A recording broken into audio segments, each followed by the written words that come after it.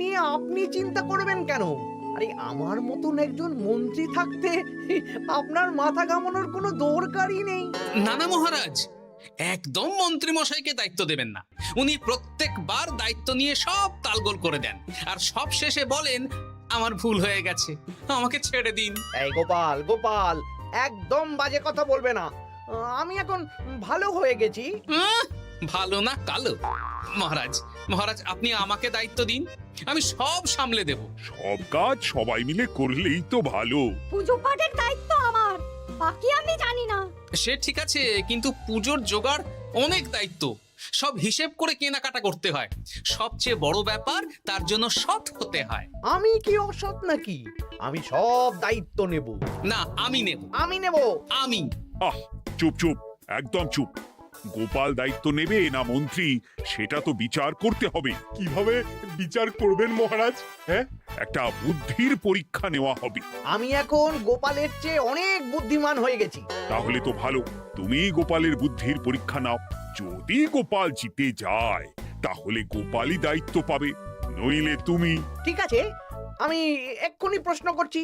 হ্যাঁ হ্যাঁ, করুন করুন। হ্যাঁ, এমন কি জিনিস যা তুমি যতই খাও পেট ভরবে না? বাবা, মন্ত্রী কি প্রশ্ন করলে! গোপাল, বলো বলো বলো। এবার জমবে মজা। বেশ, তাহলে বলি। হ্যাঁ, বলো বলো। উত্তর হলো বাতাস। যতই খাও পেট ভরে না। গোপালের কি বুদ্ধি! ও মন্ত্রী মশাই, এই গোপাল তো প্রথম দানেই বাজিমাত করে দিল। হ্যাঁ, প্রথমটা তো সহজ ছিল। ঠিক আছে, এতই যদি বুদ্ধিমান হও তাহলে আরেকটা পরীক্ষা দাও। হ্যাঁ মন্ত্রী, বলো। এবার আপনারা একটু অপেক্ষা করুন, আমি আসছি।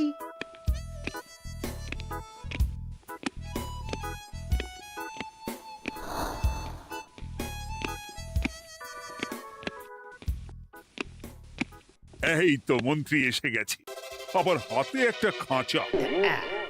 এই নাও গোপাল, এই খাঁচায় একটি অদৃশ্য মুরগি আছে। তুমি যদি বুদ্ধিমান হও তবে এর মাংস রান্না করে আজ নৈশভোজে মহারাজকে খাওয়াতে হবে। যদি না পারো দায়িত্বের দও পাবে না। বেশ, তাহলে দিন, আমি রাতেই আসছি, রান্না করে নিয়ে আসছি। আপনারাও সবাই হাজির থাকবেন কিন্তু।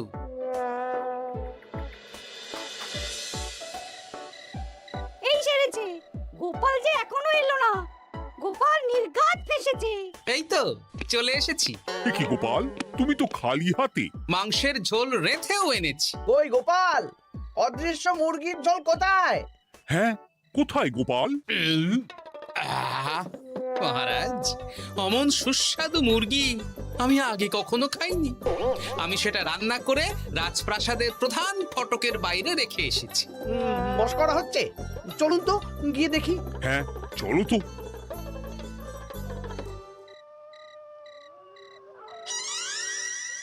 এ কি, এখানে তো কিছুই নেই, আমি তো দেখতে পাচ্ছি না। কই, আমরা তো কেউ কিছু দেখতেই পাচ্ছি না। কোথায় কোথায় মাংসের ঝোল? আরে মন্ত্রী মশাই, অদৃশ্য মুরগি রান্না করলে ঝোলটাও তো অদৃশ্যই হবে। আপনি দেখতে পাচ্ছেন না, মানে আপনার মনে পাপ আছে, নইলে আপনার চোখের সমস্যা। মহারাজ তো ঠিকই দেখতে পাচ্ছেন, তাই না মহারাজ? এই রে, গোপাল তো মোক্ষম জবাব দিয়েছে। হ্যাঁ হ্যাঁ, চমৎকার ঘ্রাণ বেরোচ্ছে। মন্ত্রী, তুমি দেখতে পাচ্ছ না কেন? ইয়ে না, মানে ঠিক আছে ঠিক আছে, পাচ্ছি, দেখতে পাচ্ছি। একটু ঝাপসা লাগছে, মনে হয় চোখ দেখাতে হবে। তার মানে গোপাল তো মন্ত্রী মশাইকে পর পর দুবার হারালো। আর একটা সুযোগ দিন মহারাজ, শেষ সুযোগ। বেশ, দিলাম। গোপালের কিন্তু বিশাল বুদ্ধি। মন্ত্রী, দেখো তো তুমি পারো কিনা, আর এটাই শেষ সুযোগ। মহারাজ, গোপাল যদি এতই বুদ্ধিমান হয় তবে ও কি বলতে পারবে কাল ভোরে আমার মনে প্রথম কোন চিন্তাটা আসবে? এটা তো খুবই সহজ কথা। কাল ভোরে আপনার মনে প্রথম চিন্তা আসবে মহারাজ যেন দীর্ঘজীবী হন এবং রাজ্যের উন্নতি হোক। কি সেরেছে, এবার তো মহা ফাপড়ে পড়লাম। আমি যদি বলি না, এটা আমার চিন্তা ছিল না, তবে মহারাজের কাছে গর্দান যাবে। আর যদি বলি হ্যাঁ, তবে গোপালের বুদ্ধির কাছে আমাকে হার মানতে হবে। কি মন্ত্রী বলো? হ্যাঁ, ঠিক বলেছ গোপাল, এটাই আমার চিন্তা ছিল। সাবাস গোপাল, সাবাস, কি তীক্ষ্ণ বুদ্ধি। তাহলে এই বুদ্ধির পরীক্ষায় বিজয়ী হলো গোপাল। জয় গোপালের জয়। তাহলে শিবরাত্রির পুজোর আয়োজনের দায়িত্ব এবার গোপালের। আমার আর কোনো চিন্তা রইল না। মহারাজ, গোপাল তো সব দায়িত্বই পেল, আমাকেও কিছু একটা দায়িত্ব দিন। আমিও একটা ঈশ্বরের সেবা করার সুযোগ চাই। আহ, তুমি তো হেরে গেলে। তাতে কি, ভালো কাজ করতে চাইছি, একটু সুযোগ দিন মহারাজ। বেশ, তাহলে তুমি গ্রামবাসীদের ভোগ প্রসাদ খাওয়ানোর দায়িত্বটা নাও। ধন্যবাদ মহারাজ। হ্যাঁ মন্ত্রী, মিলেমিশে কাজ করো, কিন্তু ঝামেলা করো না। না না, আমি সুষ্ঠুভাবে পালন করব। ঠিক আছে মন্ত্রী মশাই, তাহলে ওইটুকুই করুক, কিন্তু আমার কাজে কোনো বাধা দিতে আসবেন না। না না না, তোমার কাজে কোনো বাধা আসবে না। আমি ভোগ প্রসাদ বিতরণ, খাওয়া দাওয়া, এই সব ব্যাপারটা দেখব।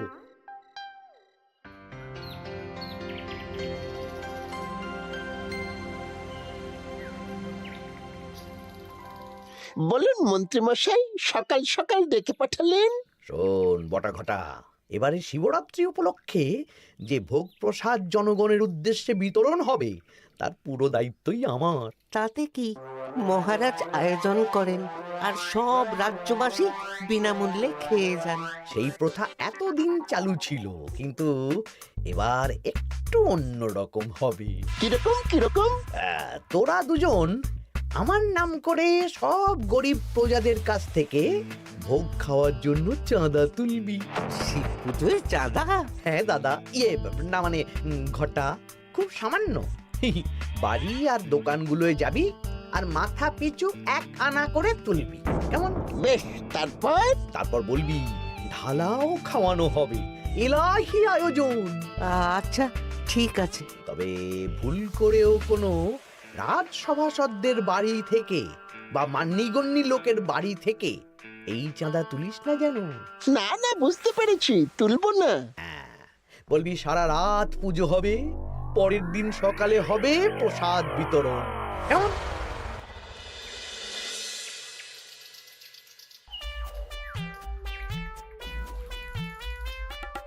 বলা, এবারে শিবরাত্রি উপলক্ষে যে পূজা হবে তার ভোগ প্রসাদ খাবে তো? নিশ্চয়ই নিশ্চয়ই। এবারে সব দায়িত্ব মন্ত্রী মশাইয়ের, এলাহি আয়োজন। তা তোমাদের বাড়িতে কতজন সদস্য? আমি আর আমার গিন্নি দুজন। তাহলে 2 আনা দাও, 1 আনা করে দুজন। আবার অর্থ দিতে হচ্ছে? হ্যাঁ, এলাহি আয়োজন, তাই এই সামান্য অনুদান। আচ্ছা বেশ, এই নাও 2 আনা। চিন্তা করো না ভোলা, এমন খাওয়ানো হবে না। রাতের বেলা শিব পুজো আর পরের দিন সকালে জীব পুজো।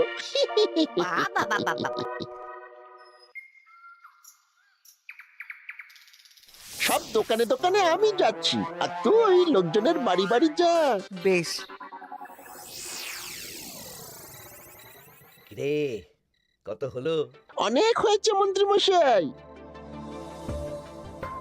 এই দেখুন। বাবা বাবা বাবা, 1 আনা করে নিয়েই তো থলে ভরে গেছে। হ্যাঁ, এবার হবে মাছের তেলে মাছ ভাজা। মহারাজও ভোগের আয়োজনের জন্য আজকে মোহর দিয়ে দিয়েছেন। তার মানে তো আপনার মুনাফাই মুনাফা। লাভই লাভ। আমাদেরকেও কিছু দিন। দেব, এখনো কাজ বাকি আছে।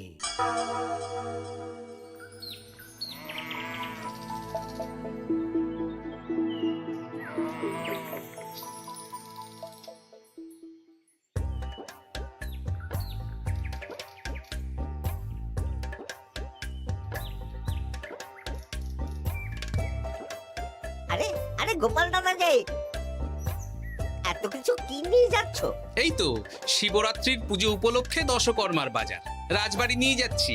এবারে তো এলাহি ভোগের আয়োজন, রাতের বেলা শিব পুজো, আর পরের দিন সকালে নাকি জীব পুজো। মন্ত্রী মশাই দায়িত্ব নিয়ে খাওয়াচ্ছেন। না না, খাওয়ার আয়োজন তো এমন কিছু নয়। আমি যতদূর জানি ওই খিচুড়ি, আলুর দম, ছেঁচড়া, পায়েস, চাটনি আর একটা করে মিষ্টি।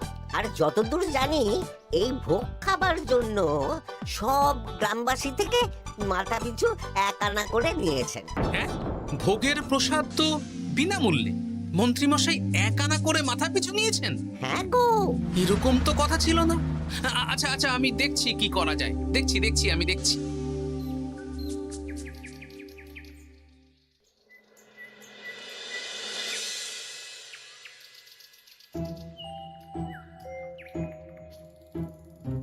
ভায়া, বলছি তোমার কাছে মন্ত্রীমশাই এসেছিলেন?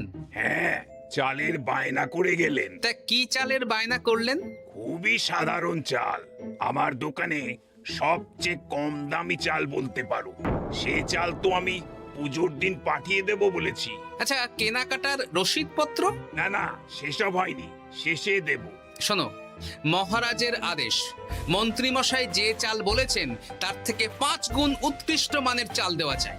যে চাল রাজা বাদশারাও খুব কম খান, সবচেয়ে দামি চাল। আচ্ছা, আর ডাল? ওটাও 1 নম্বর মানের সোনামুখ দেবে। বেশ। মন্ত্রীমশাই যা যা বায়না দিয়েছেন পরিমাণ এক থাকবে, শুধু জিনিসপত্রের মান বাড়বে। ঠিক আছে? আচ্ছা, ঠিক আছে। আর একথা মন্ত্রীমশাইকে জানানোর দরকার নেই। শুধু মোহরটা ওনার কাছ থেকে আদায় করে নিন। যেদিন খাওয়ানো হবে সেদিন বিকেলে যাবে, মানে শিবরাত্রির পরের দিন বিকেল। বেশ।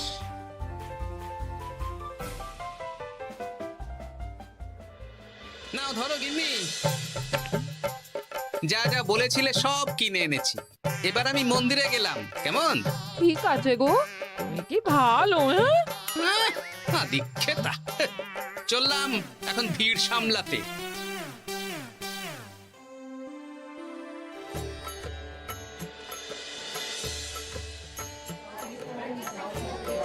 একটু সারিবদ্ধভাবে দাঁড়ান, আপনারও সুযোগ আসবে। বাবা কাউকে ফিরিয়ে দেবে না। দেখো মন্ত্রী, দেখো গোপাল কি সুন্দর ভিড় সামলাচ্ছে। ওকে তো এই জন্যই দায়িত্ব দেওয়া। হ্যাঁ, তাই তো দেখছি। ওম নমঃ শিবায়। হে ভোলানাথ, দেবাদিদেব মহাদেব সকলের কল্যাণ করুন। জয় দেবাদিদেব মহাদেবের জয়। হে ভোলেনাথ মহেশ্বর, মঙ্গল করো বাবা। জয় বাবা ভোলাদেব মহেশ্বরের জয়। তা তোমার শরীর এখন কেমন? এই তো বেশ ভালো আছি। সবই তোমার জন্য। তুমি না সাহায্য করলে ওই ওষুধ আমার পেটেই পড়তো না। না না, আমি তো নিমিত্ত মাত্র। সবই মহাদেবের ইচ্ছে। জয় বাবা মহাদেবের জয়। চলি গো। কাল ভোগ খেতে তাড়াতাড়ি চলে এসো।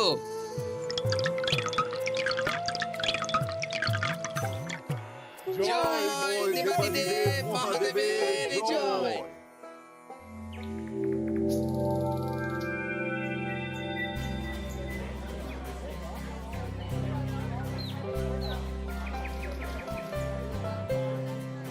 সত্যি মন্ত্রী মশাইয়ের ভোগের প্রসাদ পেয়ে মনটা ভরে গেল।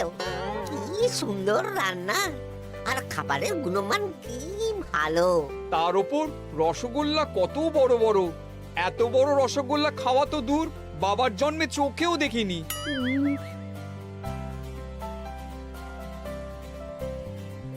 এই সেরেছে।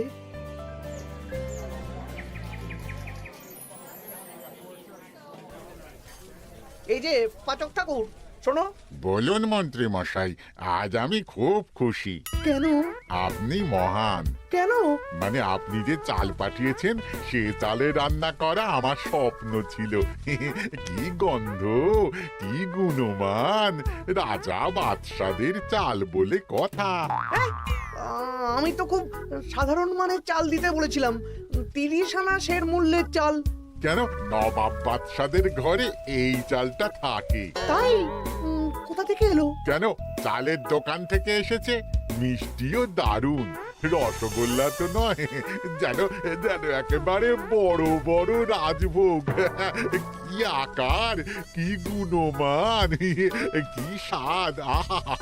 দেখুন দেখুন দেখুন। বাবা, ভোলা এত বড় রসগোল্লা দিয়েছে। ঠিক আছে, যা হচ্ছে হতে দে। আমি তো চিন্তায় পড়ে গেছি।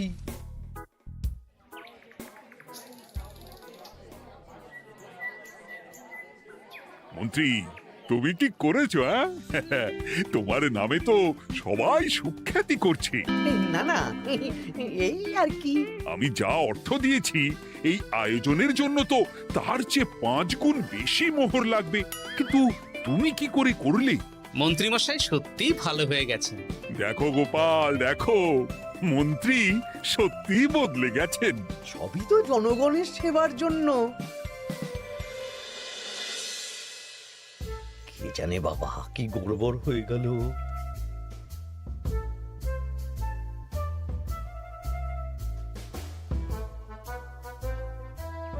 মন্ত্রী মশাই, বকেয়া পাওনা নিতে এলাম। আপনার মোট হয়েছে চালের 350 মোহর, মুগ ডালের 250 মোহর, আর মশলাপাতি 100 মোহর। হ্যাঁ, বলো কি? মন্ত্রীমশাই, ওই আপনার মোট বকেয়া 300 মোহর। আর আমার এই 150 মোহর। হ্যাঁ, চলুন মহারাজ, একটু মন্ত্রীমশাইয়ের বাড়ির দিকে ঢু মেরে আসি। চল। চলুন, ওনাকে গিয়ে ধন্যবাদ জানিয়ে আসি। এই না না না, আরে আরে আমি কি করে দেব? আমি কি চন্দ্রমুখী আলু দিতে বলেছিলাম? আমি কি করে দেব? না না, ও আপনাকে দিতেই হবে। হ্যাঁ, কি বলছো মন্ত্রী? তুমি এত ভালো কাজ করেছো, এত বড় মুখ করে সকালে বললে যে সবই জনগণের সেবার জন্য। আরে আমি কিভাবে জানবো যে এত খরচ হয়ে যাবে? কেন মন্ত্রীমশাই, আপনি তো গ্রামবাসীদের থেকে অর্থ নিয়েছেন, মাথা পিছু 1 আনা করে। হ্যাঁ, মানে এসব তো কথা ছিল না। এই সেরেছে, গোপাল কি করে জেনে গেল? এসব কথা কি আর চাপা থাকে? আর সেই জন্যই তো আপনি ভালো মানের খাবার খাইয়েছেন। সত্যি তো, যে মানের খাবার খাওয়ানো হয়েছে তা কৃষ্ণনগর কেন, আশেপাশের কয়েকটা নগরের লোকও এই জিনিস চোখে দেখেনি, আর তাই তুমি অর্থ আদায় করেছো। না মানে, আমি বুঝতে পারছি না, আমার অনুমতি ছাড়া এগুলো হলো কি করে? মন্ত্রী মশাই, বকেয়া পাওনা দিন, নইলে খারাপ হয়ে যাবে বলে দিচ্ছি। হয়ে গেল, আমি ভিখারি হয়ে গেলাম। অগিন্নি, মোহরের থলেগুলো নিয়ে এসো, গয়নাগাটি নিয়ে এসো। আমাকে পথে বসিয়ে দিল। কে কে আমার এত বড় সর্বনাশ করলো? আমি মন্ত্রীমশাই, আমি। আপনি যখন চাঁদা তুলে ভালো খাওয়াতে চাইছেন, তাই সবচেয়ে ভালো খাওয়ানোর ব্যবস্থা করে দিলাম, তাও আবার আপনার ঘাড় ভেঙে। আমার সর্বনাশ হয়ে গেল।